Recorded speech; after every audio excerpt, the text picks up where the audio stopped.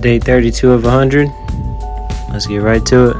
Shout out to my mom. Happy birthday. Love. Continue to stay in a positive mindset. If you're ever thinking negative, just knock that motherfucker out with 5 positive thoughts.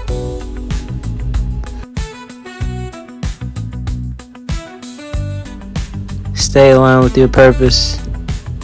Don't let nothing get in the way of your mission. You can achieve whatever you desire.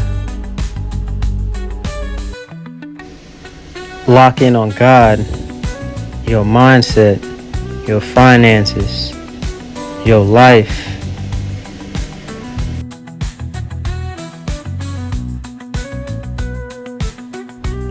Distractions will only keep you procrastinating. Just like working out, building more discipline, you're gonna love all the results from the work you're putting in.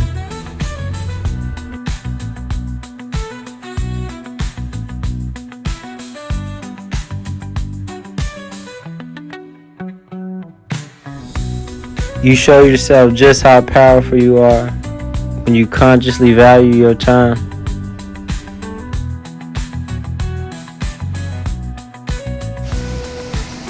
Nothing in this life is easy until you start doing it every day. So start.